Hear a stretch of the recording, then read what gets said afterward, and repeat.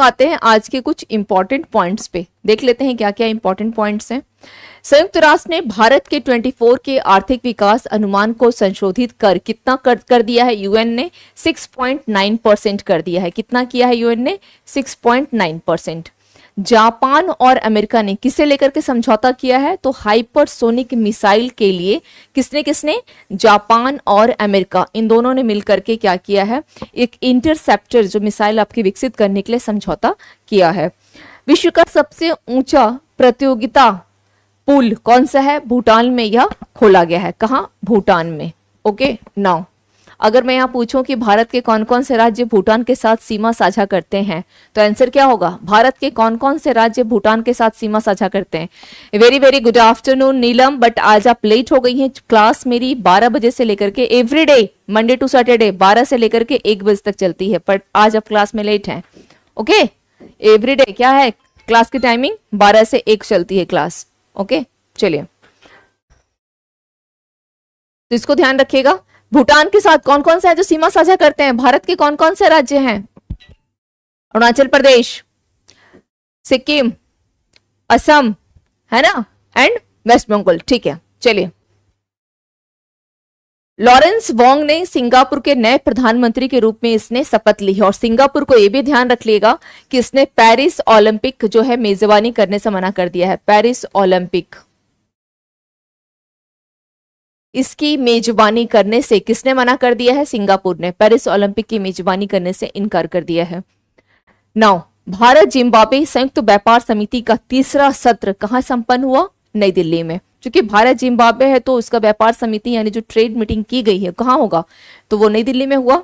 इसके अलावा क्या है? एक्सेस नाउ द्वारा विश्लेषण किया गया, और इस विश्लेषण के आधार पर क्या बोला गया कि भारत में 2023 में इंटरनेट बंद करने के 116 मामले आए थे। ओके नाउ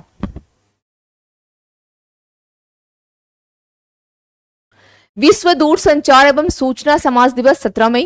कोर्ट ने PMLA, ये टॉपिक आपका प्री प्लस मेंस दोनों के लिए इंपॉर्टेंट है, और आपके किस पेपर में आएगा? जीएस पेपर 2 का है। ये जीएस पेपर 2 का है।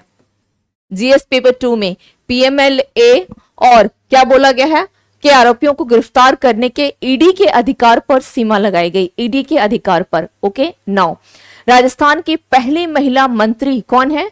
तो ये है कमला बेनीवाल, इनकी डेथ हो गई है। सुनील छेत्री, इन्होंने क्या किया है? अंतरराष्ट्रीय फुटबॉल से संन्यास की इन्होंने घोषणा कर दी। नेक्स्ट है स्लोवाकिया के प्रधानमंत्री रॉबर्ट फिको, इनको गोलीबार में जो है घायल हो गए हैं। नेक्स्ट है मजगांव डाक शिप बिल्डर्स लिमिटेड ने क्या किया है? अपना 250वां जो है स्थापना दिवस इसने मनाया है।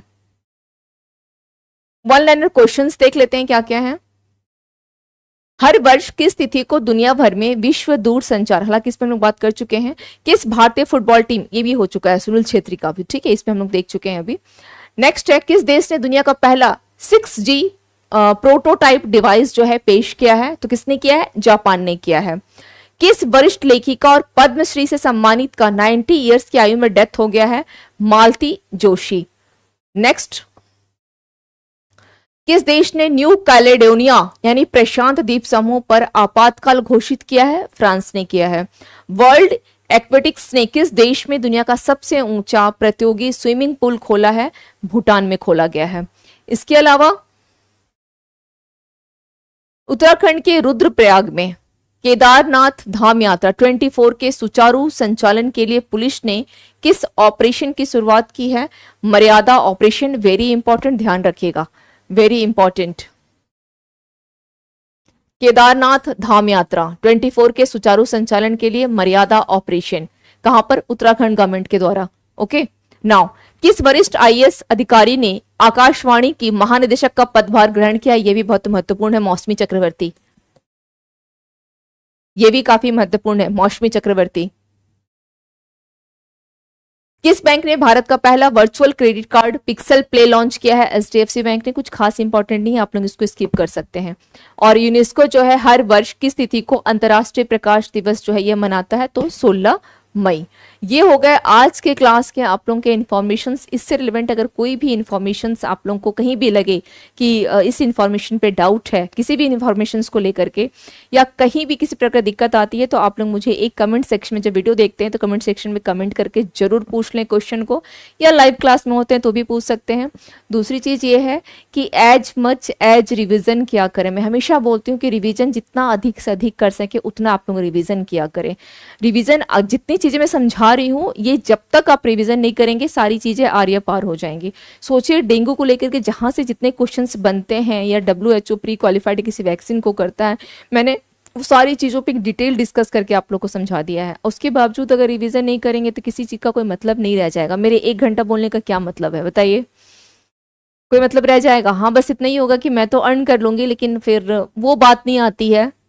किसी भी टीचर को अच्छा तब लगता है, अर्न एक अनदर थिंग हो गई, वो एक लाइफ की जरूरत होती है, वो एक अलग चीज हो गई। लेकिन जो सबसे खुशी देती है वो खुशी नहीं देता, खुशी ये देता है कि आप कितना बेहतर करेंगे, आप में से किसकी सिलेक्शन होगी, है ना, ये खुशी देता है।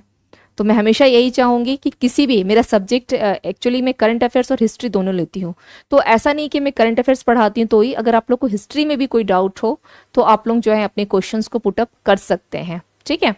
लेकिन बहुत अच्छे से पढ़ाई करें आप लोगों को। मतलब मैं ये बोलती हूँ कि आप लोग मेरे छोटे भाई बहन हैं, और जैसे ही एक कहते हैं ना कि हाँ मैं आप लोग की दीदी हूँ, तो उस तरीके से कहीं भी कोई डाउट हो तो जैसे बड़ी बहन से अपने घर में ट्रीट करते हैं, उस तरीके से आप यहाँ पे भी सवालों को पूछें जहाँ भी डाउट आती है। और आपके क्वेश्चंस हमारे लिए भी फायदेमंद होता है। जरूरी थोड़ी कि आपके सभी क्वेश्चंस का रिप्लाई मुझे पता हो, नहीं पता हो तो हम लोग क्या करेंगे, मैं भी जानने का कुछ कोशिश करूंगी, तो मुझे आपके थ्रू जानने को मिलेगा।